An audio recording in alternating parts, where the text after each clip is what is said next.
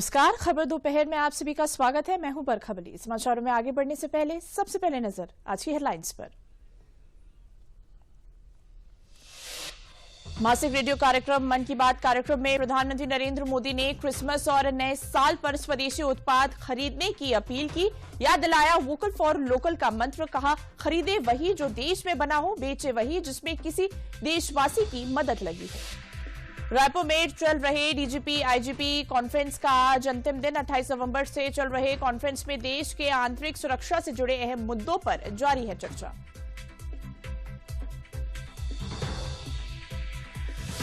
वाराणसी में काशी तमिल संगमम को सफल बनाने के लिए विभिन्न कार्यक्रमों का हो रहा आयोजन। दशाश्वमेध राजेंद्र प्रसाद घाट पर चित्र प्रतियोगिताओं का हुआ आयोजन। भारत में चक्रवात दितवाह के चलते तटीय इलाकों में अलर्ट मोड पर। सर्वाधिक प्रभावित श्रीलंका के लिए भारतीय नौसेना का ऑपरेशन सागर बंधु जारी। अब तक बचाई कई लोगों की जान। और Syed Modi India international HSBC world tour super 300 badminton championship 2025 में विभिन्न कैटेगरी के फाइनल मुकाबले आज खेले जाएंगे। किदाम्बी श्रीकांत का फाइनल में दुनिया के 59वें नंबर के खिलाड़ी हांगकांग चीन के जेसन गुनावान से सामना होगा। तो समाचारों की शुरुआत करते हैं। प्रधानमंत्री नरेंद्र मोदी आज आकाशवाणी पर मन की बात कार्यक्रम में देश विदेश के लोगों के साथ अपने विचार साझा किए। प्रधानमंत्री नरेंद्र मोदी ने आज अपने मन की बात कार्यक्रम में हाल ही में हुई हर उस घटना का जिक्र किया जिसने भारत का माथा गर्व से चौड़ा किया। प्रधानमंत्री ने भारत की शक्ति का उल्लेख किया और कहा कि भारत की नई सोच, इनोवेशन और यूथ पावर ने देश को नई उड़ान दी है। प्रधानमंत्री नरेंद्र मोदी के मन की बात हमेशा कुछ नई उपलब्धियों और भविष्य की उम्मीदों पर केंद्रित रहती है। इस बार भी उन्होंने कुछ ऐसे पलों का जिक्र किया जो विकसित होते भारत की तस्वीर को और साफ करती है। पीएम ने हैदराबाद में दुनिया की सबसे बड़ी लीप इंजन एमआरओ फैसिलिटी शुरू होने से लेकर आईएनएस माहे के भारतीय नौसेना में शामिल होने का जिक्र किया और कहा कि भारत के स्पेस इकोसिस्टम को स्काई रूट के इन्फिनिटी कैंपस ने नई उड़ान दी है। पीएम ने कुछ दिन पहले हुए इसरो की अनोखी ड्रोन प्रतियोगिता का उल्लेख किया और कहा कि हमारे जेनजी की आंखों में जो चमक और लगन है वो विकसित भारत की बहुत बड़ी शक्ति है। साथियों, कुछ दिनों पहले सोशल मीडिया पर एक वीडियो ने मेरा ध्यान खींचा। ये वीडियो इसरो की एक अनोखी ड्रोन प्रतियोगिता का था। इस वीडियो में हमारे देश के युवा और खासकर हमारे जैन जी मंगल ग्रह जैसी परिस्थितियों में ड्रोन उड़ाने की कोशिश कर रहे थे। ड्रोन उड़ते थे, कुछ पल संतुलन में रहते थे, फिर अचानक जमीन पर गिर पड़ते थे। जानते हैं क्यों? क्योंकि यहां जो ड्रोन उड़ रहे थे उनमें जीपीएस का सपोर्ट बिल्कुल नहीं था। मंगल ग्रह पर जीपीएस संभव नहीं, इसलिए ड्रोन को कोई बाहरी संकेत या गाइडेंस नहीं मिल सकता। ड्रोन को अपने कैमरे और इन बिल्ड सॉफ्टवेयर के सहारे उड़ना था। उस छोटे से ड्रोन को जमीन के पैटर्न पहचानने थे, ऊंचाई मापनी थी, बाधाएं समझनी थी और खुद ही सुरक्षित उतरने का रास्ता ढूंढना था। इसलिए ड्रोन भी एक के बाद एक गिरे जा रहे थे। साथियों, इस प्रतियोगिता में पुणे के युवाओं की एक टीम ने कुछ हद तक सफलता पाई। उनका ड्रोन भी कई बार गिरा, क्रैश हुआ, पर उन्होंने हार नहीं मानी।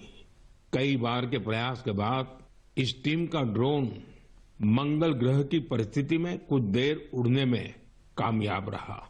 प्रधानमंत्री ने इस वीडियो को देखते हुए उस दृश्य को भी याद किया जब चंद्रयान 2 संपर्क से बाहर हो गया था। पीएम ने कहा कि उस दिन पूरा देश और हमारे वैज्ञानिक उदास हो गए, लेकिन उसी दिन चंद्रयान 3 की सफलता की ऐतिहासिक कहानी लिखनी शुरू हुई। स्पेस पावर की बात कहते हुए पीएम कुछ और आगे बढ़े और भारतीय नौसेना की ताकत का जिक्र किया। 4 दिसंबर को आने वाले नौसेना दिवस से पहले प्रधानमंत्री ने नेवी से जुड़े टूरिज्म में दिलचस्पी रखने वालों से अपील की कि वो गुजरात, गोवा और केरल समेत उन राज्यों में जरूर जाएं जहां हमारे देश की नौसेना के विकास को महसूस किया जा सके।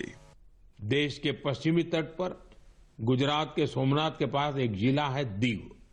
दीव में आईएनएस खुखरी को समर्पित खुखरी मेमोरियल एंड म्यूजियम है।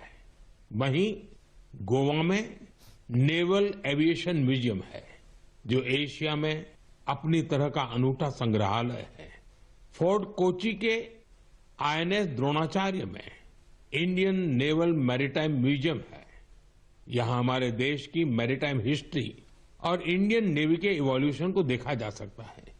श्री विजयपुरम, जिसे पहले पोर्ट ब्लेयर कहा जाता था, वहां समुद्री का नेवल मरीन म्यूजियम उस क्षेत्र के समृद्ध इतिहास को सामने लाने के लिए जाना जाता है। कारवार के रविंद्रनाथ टैगोर बीच पर वॉरशिप म्यूजियम में मिसाइलों और हथियारों की रिप्लिका रखी गई है। विशाखापट्टनम में भी एक सबमरीन, हेलीकॉप्टर और एयरक्राफ्ट म्यूजियम है, जो इंडियन नेवी से जुड़ा है। मैं आप सभी से, विशेषकर मिलिट्री हिस्ट्री में रुचि रखने वाले लोगों से आग्रह करता हूं कि आप इन म्यूजियम्स को देखने जरूर जाएं। इसमें कोई शक नहीं कि भारत अब हर क्षेत्र में तरक्की के एक ऐसे रास्ते पर चल पड़ा है जहां से उसकी ताकत और क्षमता का दमदार प्रदर्शन हो रहा है। अब हम उस मुकाम पर खड़े हैं जहां दुनिया कहती है कि वो भारत के सहयोग के बिना आगे नहीं बढ़ सकती। वाराणसी में प्रधानमंत्री नरेंद्र मोदी के मन की बात की 128वीं कड़ी को उनके संसदीय क्षेत्र की जनता ने भी सुना। इस अवसर पर उपस्थित स्थानीय नागरिक और विधान परिषद सदस्य धर्मेंद्र सिंह ने कहा कि प्रधानमंत्री ने यहां पर आयोजित होने जा रहे काशी तमिल संगमम के बारे में चर्चा की और उसमें हिस्सा लेने की बात कही। हम लोग निश्चित रूप से आने वाले तमिल मेहमानों के स्वागत के साथ उनके हर कार्यक्रमों में बढ़ चढ़कर हिस्सा लेंगे। उन्होंने सर्दियों के साथ खेलों के बारे में भी चर्चा की। ये चौथा वर्ष है जब वाराणसी में काशी तमिल संगमम होने जा रहा है, वो 2 दिसंबर से। तो बहुत सारे काशी के लोग उत्साहित हैं। यह एक भारत श्रेष्ठ भारत का कितना अद्भुत नमूना है कि काशी के लोग, तमिल वासी तो यहाँ बहुत पहले से रहे, एक मोहल्ला भी रहा है, हनुमान घाट है जहाँ तमिल और दक्षिण भारत के लोग रहते रहे हैं। अब तमिल हमें भी सीखने का मौका मिल रहा है और यहाँ से लोग जा रहे हैं तमिल में और तमिल के लोग यहाँ आ रहे हैं। तो हिंदी तो तमिल के लोग बोल लेते हैं, लेकिन हम हिंदी वासी तमिल नहीं बोलते। तो ये तमिल सीखने का एक हम लोगों के लिए बहुत अभिनव प्रयास होगा। और नमो घाट पे 2 दिसंबर से तमिल संगमम हो रहा है। हमारे आदरणीय प्रधानमंत्री जी ने इसमें बहुत सहभागिता की है कई बार। इस बार उन्होंने काशी वासियों का आह्वान किया है कि आप लोग बहुत उत्साहित होकर तमिल संगमम में अपनी भागीदारी सुनिश्चित करें। प्रधानमंत्री नरेंद्र मोदी के मन की बात कार्यक्रम आज पूरे देश सहित जनपद मुरादाबाद में हर बूथ पर सुना गया, जिसे सुनने के लिए भाजपा के प्रदेश अध्यक्ष चौधरी भूपेंद्र सिंह मुख्य अतिथि के रूप में मुरादाबाद के जिगर कॉलोनी के बूथ पर शामिल हुए। इस दौरान उन्होंने स्थानीय कार्यकर्ताओं और नागरिकों के साथ बैठकर मन की बात को सुना और प्रधानमंत्री के विचारों को सभी के जीवन में प्रेरणादायक बताया। उन्होंने कहा कि मन की बात केवल एक संवाद कार्यक्रम नहीं, बल्कि देश के जन जन को जोड़ने वाला सशक्त माध्यम बन गया है। माननीय प्रधानमंत्री जी ने आज 128वीं बार मन की बात के माध्यम से देशवासियों से चर्चा की है। माननीय प्रधानमंत्री ने खेती के बारे में, कृषि के बारे में, जिस प्रकार से हम आत्मनिर्भर बने हैं, उसकी चर्चा की है।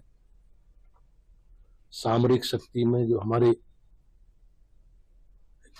तेजी से विस्तार हुआ, उसकी चर्चा माननीय प्रधानमंत्री जी ने देश के सम्मुख की है। और खेलों के बारे में जो भारत एक बड़ी ताकत के रूप में उभरा है, चाहे महिला हॉकी ने जिस प्रकार का प्रदर्शन किया है या अन्य खेलों में जिस प्रकार से प्रदर्शन हुआ, और 2030 में राष्ट्रमंडल खेलों की भी मेजबानी भारत को मिली है। ये कहीं ना कहीं हम सब लोगों के लिए, देश के लिए, देश के 140 करोड़ लोगों के लिए सौभाग्य की बात है।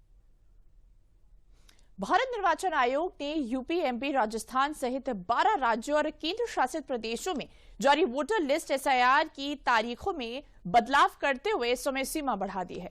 नई समय सारणी के अनुसार नागरिक अब 11 दिसंबर 2025 तक अपने एसआईआर एन्यूमरेशन फॉर्म जमा कर सकते हैं। इसके बाद 16 दिसंबर 2025 को ड्राफ्ट वोटर लिस्ट जारी की जाएगी, जबकि अंतिम मतदाता सूची 14 फरवरी 2026 को प्रकाशित होगी। बढ़ी हुई समय सीमा में मतदाताओं को लाभ मिलेगा, क्योंकि आयोग द्वारा दी गई इस मोहलत से उन्हें अपनी डिटेल्स वेरीफाई करने, आपत्तियां दर्ज करने और वोटर लिस्ट में जरूरी सुधार करने के लिए अतिरिक्त समय मिल गया है। केंद्रीय कौशल विकास राज्य मंत्री जयंत चौधरी ने खेलों की तस्वीर बदलने का बड़ा प्लान बनाया है। स्पोर्ट्स एज के जरिए जयंत चौधरी गांव-गांव और शहर-शहर से खिलाड़ियों को तराश कर ओलंपिक तक ले जाने का सपना देख रहे हैं। मेरठ के कैलाश प्रकाश स्पोर्ट्स स्टेडियम में केंद्रीय कौशल विकास राज्य मंत्री जयंत चौधरी ने स्पोर्ट्स एज यानी sports and entrepreneurship development for growth and excellence का शुभारंभ किया, जिसके माध्यम से सरकारी योजनाओं, खिलाड़ियों और तकनीकी शिक्षा को एक साथ जोड़ना है। जयंत चौधरी ने कहा कि ये कोई सरकारी कार्यक्रम नहीं है, बल्कि ये एक अभियान है। उन्होंने कहा कि मेरठ साकेत के ITI को हब बनाया गया है और इससे तमाम जिले जोड़े जाएंगे। जयंत चौधरी ने 2035 तक मेरठ की स्पोर्ट्स इंडस्ट्री को 40,000 करोड़ तक ले जाने का भी लक्ष्य रखा है। हमारे मेरठ में बहुत टैलेंट है और अलग अलग स्पोर्टिंग डिसिप्लिन्स में यहाँ के मेरठ ने बड़े अचीवर पैदा किए, खिलाड़ी पैदा किए। उनको प्रोत्साहन देने के लिए यहाँ के खेल उद्योग जो वन डिस्ट्रिक्ट वन प्रोडक्ट में भी राज्य सरकार की नीति का हिस्सा है और एक बड़ा उद्योग है, यहाँ लाखों को रोजगार भी देता है, एक एक्सपोर्टिंग इंडस्ट्री है और एशिया में आज बड़े पायदान पे ये स्पोर्ट गुड मैन्युफैक्चरिंग इंडस्ट्री जा रही है। उस इंडस्ट्री को बढ़ाने के लिए और कौशल विकास की जो संभावना है उसे बढ़ाने के लिए जिस तरह से बातचीत हुई, आज मंच पे सभी यहाँ के जनप्रतिनिधि आए, हम लोगों ने संकल्प लिया है मेरी निधि पूरी तरह से स्पोर्ट्स इंफ्रास्ट्रक्चर में मैं निवेश कर रहा हूँ, बाकी जनप्रतिनिधि भी उसमें पैसा देंगे तो स्पोर्ट एज गुड को हम फंडिंग देंगे, साथ साथ CSR से भी हम पैसा जुटा करके खिलाड़ियों को, उद्योग को और नए उद्यमियों को बढ़ाने के लिए एक नया कार्यक्रम, एक नया अभियान जिसकी शुरुआत आज। उत्तर प्रदेश के जल शक्ति मंत्री स्वतंत्र देव सिंह ने बाराबंकी जिले का दौरा किया और सिंचाई एवं जल संसाधन विभाग के कार्यों की गहन समीक्षा की। उन्होंने त्रिवेणीगंज क्षेत्र स्थित जरास और भिलवल माइनर का निरीक्षण किया और सफाई कार्यों की प्रगति के बारे में अधिकारियों से पूछताछ की। उन्होंने कार्य में देरी पर नाराजगी व्यक्त करते हुए स्पष्ट निर्देश दिए कि 1 सप्ताह के भीतर नहरों की सफाई का कार्य हर हाल में पूरा किया जाए। मंत्री स्वतंत्र देव सिंह ने बताया कि नहरों में टेल तक पानी पहुंचने पर विशेष ध्यान केंद्रित किया जा रहा है। इस समय उत्तर प्रदेश में सिल्ट की सफाई का काम चल रहा है। तो लोगों ने सिल्ट की सफाई लगभग काम पूर्ण करने की कगार पर। आज ये बाराबंकी और लखनऊ डिवीजन का जो नहर है, मैं लगभग साइफन, एक रेगुलेटर और ऐसे नहरों की जो सफाई है और टेल तक ऐसे मैं विजिट करने का मन बनाया था, तो उसी में आज मैं दौरा कर रहा हूँ कि एक बार देखें नीचे तक कैसी सफाई है, क्योंकि किसानों को किसी प्रकार की परेशानी, जब टेल का सफाई ठीक ढंग से रहेगा तो पानी किसानों के टेल तक पहुंचेगा और किसान के खेत तक पहुंचकर जो आदरणीय मोदी जी का आदरणीय सपना है कि आय दुगनी है, तो सिंचाई की पूर्ण सुविधा मिलता रहेगा तो किसान खुशहाल है। दिव्यांगजनों को कन्नौज के विकास भवन परिसर में इलेक्ट्रिक ट्राइसाइकिलें वितरित की गई। प्रदेश के समाज कल्याण राज्य मंत्री असीम अरोड़ ने दिव्यांगजनों को इलेक्ट्रिक ट्राइसाइकिलें वितरित करते हुए कहा कि ये ट्राइसाइकिल दिव्यांगजनों की रोजमर्रा की जिंदगी को आसान बनाएगी। कुछ लाभार्थी उच्च शिक्षा प्राप्त कर रहे हैं तो कुछ फेरी लगाकर अपनी रोजी रोटी चलाते हैं। मंत्री ने आश्वासन दिया कि ट्राइसाइकिल वितरण के बाद दिव्यांगों को रोजगार से जोड़ने के लिए भी सभी जरूरी साधन उपलब्ध कराए जाएंगे। सोशल मीडिया पर एक हास्य कलाकार द्वारा दिव्यांगजन का मजाक उड़ाने पर मंत्री ने कड़ी प्रतिक्रिया दी। उन्होंने कहा, ये बेहद गलत है और अच्छी बात यह है कि इस मुद्दे को देश की सुप्रीम कोर्ट ने गंभीरता से लिया है। आदरणीय मोदी जी ने एक बहुत बड़ी सुविधा दी है हमारे दिव्यांग भाई बहन को, जिनको मोटराइज्ड 3 पहिया वाहन दिया जा रहा है। एलिमको हमारी संस्था है कन्नौज के पास ही कानपुर में जो बनाती है इसको, और आज ऐसे 10 भाइयों को, जिनमें युवा भी शामिल हैं, ऐसे वाहन दिए गए हैं। इस वाहन का ये लाभ है कि हमारे युवा साथी जो पढ़ाई कर रहे हैं अब आसानी से अपने विद्यालय जा सकेंगे। कई वरिष्ठ लोग हैं जो इसके माध्यम से व्यापार भी कर लेते हैं, छोटी दुकान तक इस पे लगा के काम कर लेते हैं। मुख्यमंत्री युवा योजना या अन्य योजना का लाभ लें और राष्ट्र के निर्माण में जो योगदान हमारे दिव्यांग जन कर रहे हैं उसको और तेजी के साथ हम लोग ले पाएं। गवर्नमेंट मेडिकल कॉलेज में त्रिवा कन्नौज पढ़ाई करता हूँ और मेरे को बैटरी राज की गाड़ी दी है सिमरन का मंत्री जी से का स्वागत अभिनंदन करता हूँ। मोटराइज साइकिल सर मिली है और हमको इससे दूर तक जाने के लिए भी आराम है, आसपास घूमने के लिए भी आराम है, कोई भी बिजनेस कर सकते हैं, कहीं नातेदारी आ जा सकते हैं और बहुत इससे आराम मिली है सर। समाचारों में आगे बढ़ने से पहले लेते हैं विराम।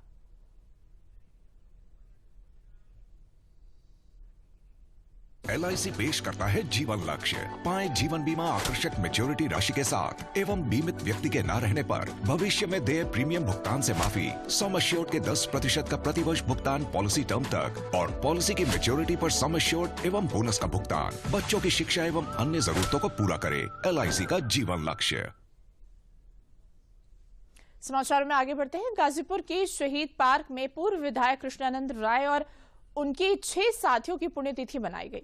कार्यक्रम में बड़ी संख्या में लोग मौजूद रहे, जिसमें डिप्टी सीएम ब्रजेश पाठक और केंद्रीय मंत्री गिरिराज सिंह भी शामिल हुए। उन्होंने मंच से अंसारी बंधुओं, मुसलमानों और बिहार चुनाव पर बात की। केंद्रीय मंत्री गिरिराज सिंह ने कहा कि कृष्णानंद राय और उनके साथियों ने गाजीपुर में विद्रोह का बिगुल बजाया, जिससे आज पूर्वांचल में शांति है। मैं इतना ही कहूँगा, अगर आजादी के लिए कभी मंगल पांडे ने शुरुआत की थी आंदोलन को, अंग्रेजों के विद्रोह को, और समापन भी गाजीपुर के शिवपूजन राय सहित अष्ट शहादत दिवस के रूप में हम मनाते हैं। लेकिन उसके बाद कृष्णानंद राय जी ने जिस तरह से केवल वो क्रिमिनल नहीं, आतंकी अंसारी ब्रदर के आतंक से मुक्ति दिलाने का काम उन्होंने किया। दिवस के अवसर पर आयोजित श्रद्धांजलि सभा में पूज्य कृष्णानंद राय जी को और अष्ट शहीदों को हृदय की गहराइयों से श्रद्धा सुमन अर्पित करता हूं, स्मृतियों को नमन करता हूं। ये पूज्य कृष्णानंद राय जी की शहादत का ही परिणाम है। आज प्रदेश से माफिया, गुंडे, मवाली पूरी तरह से समाप्त हो गए। आज प्रदेश में एक भी सूचीबद्ध माफिया सक्रिय नहीं है। चित्रकूट में SIR अभियान तेजी से चल रहा है। जिलाधिकारी पुलकित गर्ग सहित अधिकारी, BLO और राजनीतिक कार्यकर्ता घर घर जाकर लोगों को जागरूक कर रहे हैं। नगर और गांव में सहायता कैंप लगाकर डिजिटाइजेशन का कार्य तेजी से किया जा रहा है। अब जिले में 70% गणना प्रपत्र डिजिटाइज कर प्रदेश में टॉप 5 में स्थान बनाया है। 100% कार्य पूर्ण करने वाले 67 BLO को सम्मानित किया जा चुका है। देखिए, मैं बताना चाहूँगा कि SIR एक विशेष अभियान है, जो स्पेशल रिवीजन जो चुनाव आयोग द्वारा जिसके डायरेक्शंस दिए गए हैं, और इसे इसलिए किया जा रहा है कि हमारी जो वोटर लिस्ट है वो बिल्कुल क्लीन रहे। जो पात्र मतदाता है, कोई भी पात्र मतदाता ना छूटे, और जो भी अपात्र हैं वो हमारी लिस्ट में जो है वो ना आए। तो इसलिए ये एक्सरसाइज जो है किया जा रहा है। मैं इसमें बताना चाहूँगा कि वर्तमान में 7,38,000 वोटर्स जो हैं वो जनपद चित्रकूट में हैं, और इन सबका सत्यापन जो है वो किया जा रहा है। 2 फॉर्म्स जो हैं वो गणना प्रपत्र 2 कॉपीज में सभी को दिए जा रहे हैं। उसमें से एक गणना प्रपत्र वापस लिया जा रहा है और उसको भर के BLOs द्वारा जो है उसकी ऑनलाइन फीडिंग की जा रही है। भारत निर्वाचन आयोग नई दिल्ली द्वारा देश के कुछ प्रदेशों सहित उत्तर प्रदेश की विधानसभा निर्वाचन क्षेत्र की निर्वाचक नामावलियों के विशेष प्रगाढ़ पुनरीक्षण 2026 का कार्य अन्य जिलों सहित फर्रुखाबाद की 4 विधानसभाओं में भी युद्ध स्तर पर चल रहा है। इसी कार्यक्रम के अंतर्गत कुछ बीएलओ ने समयावधि से पूर्व ही ईएफ डिजिटलाइजेशन का कार्य 100% पूर्ण कर लिया, जिसके चलते पहले जिले के 3 बीएलओ और जिलाधिकारी ने प्रशस्ति पत्र प्रदान कर सम्मानित किया। विशेष प्रगाढ़ पुनरीक्षण 2026 के विशेष अभियान में उत्कृष्ट कार्य करने वाले बीएलओ को सम्मानित करते हुए जिलाधिकारी ने अन्य कार्मिकों से भी इसी उत्साह के साथ कार्य पूर्ण करने की अपील की।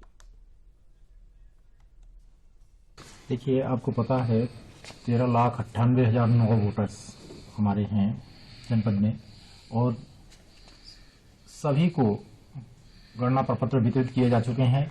अब उनसे फॉर्म भरवाकर वापस लिए जा रहे हैं और डिजिटाइज किए जा रहे हैं, और लगातार इस काम को किया जा रहा है। सबकी प्रतिभा, योग्यता, क्षमता एक जैसी नहीं रहती है, परिस्थितियां भी अलग रहती हैं। कोई किन्हीं कारणों से शादी विवाह का भी मौसम है, तो लगभग 30% हम लोगों का डिजिटाइजेशन होने की स्थिति में है। अभी हमारे 3 जिनको हम लोग सम्मानित किए हैं, हमारे बीएलओ, सम्मानित नागरिकों से अपील करता हूं कि अपने फॉर्म को यथाशीघ्र भरकर बीएलओ को लौटा दें, ताकि उसको समय हम लोग डिजिटाइज कर सकें। मेरी ड्यूटी निर्वाचन के लिए बीएलओ के रूप में लगाई गई थी।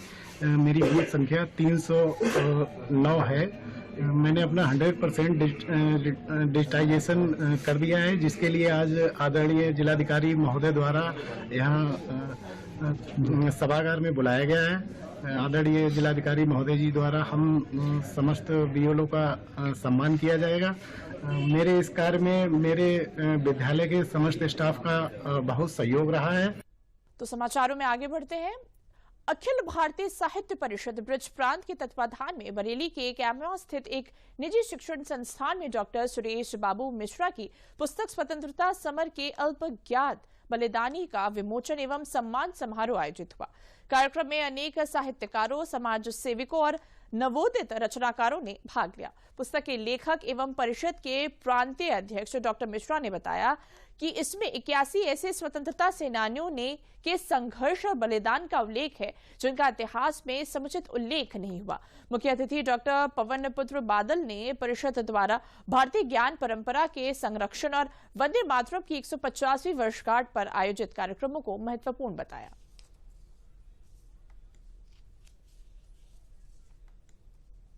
वो महापुरुष बलिदानी जिनके विषय में भारतीय जनमानस में कोई भी जानकारी नहीं दी गई, पिछले सरकारों के कार्यकाल में उनके विषय में एक बहुत महत्वपूर्ण पुस्तिका का लेखन किया गया, उसका विमोचन।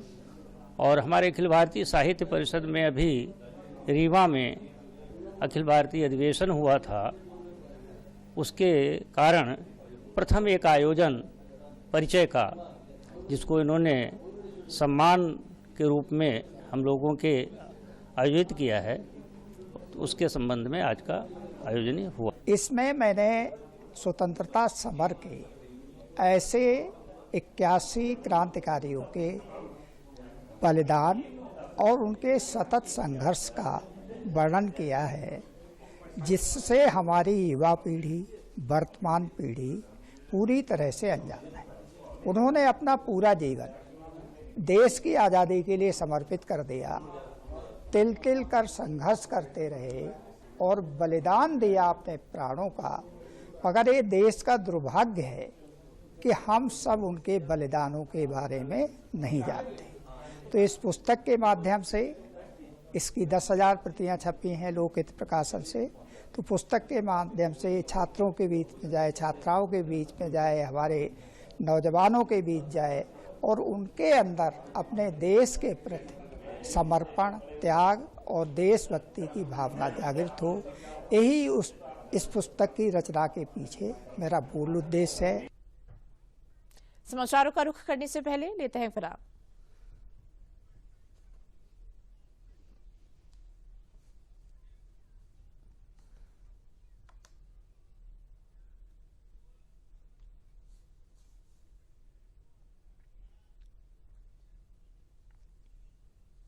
अरे कहाँ जा रहे हैं आप सभी? साहब, खेत की तरफ। वहाँ कंबाइन से कटाई चल रही है। देखो किसान भाइयों, कटाई के बाद बचे धान के फसल अवशेष में आग न लगाना। काहे साहब? फसल अवशेषों को जलाने से वातावरण प्रदूषित होता है, स्वास्थ्य संबंधी बीमारियां बढ़ती हैं, खेत के मित्र कीट और जीवांश मर जाते हैं। इससे खेत की उर्वरा शक्ति प्रभावित होती है। तो साहब क्या करें? पराली प्रबंधन करें। इन्हें खेत में डीकम्पोजर डालकर सड़ाएं, कार्बनिक खाद बनाएं। जी साहब।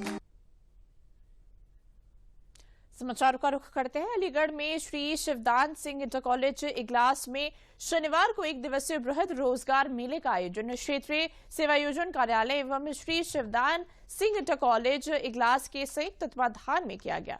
रोजगार मेले में निजी क्षेत्र के 13 नियोजकों के सापेक्ष 494 प्रतिभागियों द्वारा प्रतिभाग कर 421 अभ्यर्थियों का चयन किया गया। सहायक निदेशक सेवायोजन डॉक्टर पीपीसी शर्मा ने बताया कि चयनित अभ्यर्थियों को कंपनी प्रतिनिधियों द्वारा मेला स्थल पर ही ऑफर लेटर प्रदान किए गए।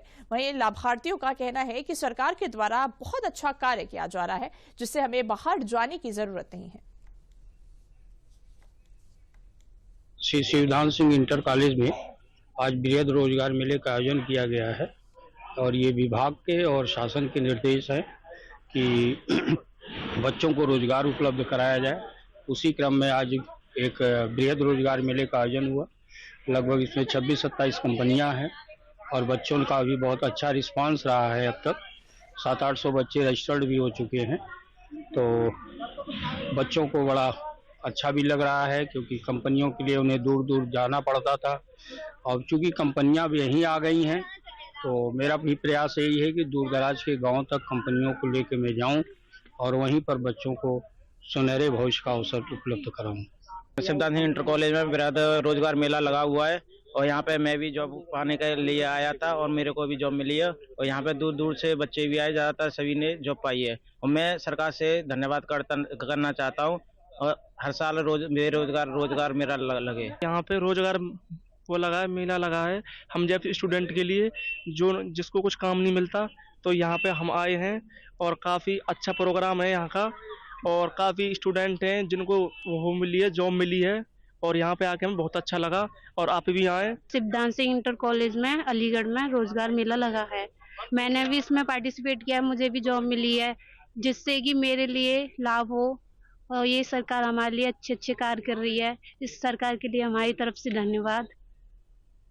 वाराणसी में काशी तमिल संगमम को सफल बनाने के लिए विभिन्न कार्यक्रम रखे जा रहे हैं। दशाश्वमेध राजेंद्र प्रसाद घाट पर चित्र प्रतियोगिता के साथ काशी तमिल संगमम के ऊपर अपने पेंटिंग को काफी आकर्षक पेंटिंग बनाकर प्रदर्शित किया, जो लोगों के आकर्षण का केंद्र है। वहीं काशी हिंदू विश्वविद्यालय के छात्र छात्राओं ने बनारस के ऊपर गाना गाकर लोगों के बीच काशी तमिल संगमम के संबंधों के महत्व को उजागर किया। इस प्रकार से पेंटिंग प्रतियोगिता और गायन के माध्यम से गंगा घाट पर काशी तमिल के संबंधों को लोगों के बीच बताया जा रहा है। में ये दिखाया गया है कि वाराणसी और तमिल के संबंध के बारे में जो एक अच्छा संबंध बनाना चाहते हैं वाराणसी और तमिल के बीच। जो ये पेंटिंग है ये काशी और तमिल की जो मतलब बीच के जो संबंध है उनको एक अटूट बंधन देने का मतलब प्रयास करती हुई एक पेंटिंग जो मैंने बनाई है। इसके अंदर दो हाथ है जो आपस में मिल रहे हैं और इस तरफ तमिल की जो मतलब कल्चर होता है वो है और उनके मंदिर वगैरह रिप्रेजेंट मतलब कि तमिल जो कल्चर है उनको रिप्रेजेंट करता है और एक तरफ जो हमारा वाराणसी का इतना बड़ा घाट और जो मतलब इतना अच्छा जो कल्चर है हमारा उन दोनों को मिलाता है। उनको जो एक डाइवर्सिटी मतलब की जो दिखाता है वो ब्यूटीफुल है बहुत। तो उनको एक जोड़े रखने के लिए मतलब मैंने ये पोस्टर तैयार किया है और ताकि मतलब कि सब बहुत अच्छे से इसमें रिप्रेजेंट करने की कोशिश की है। तो समाचारों में अभी के लिए बस इतना ही। मुझे दीजिए इजाजत। नमस्कार।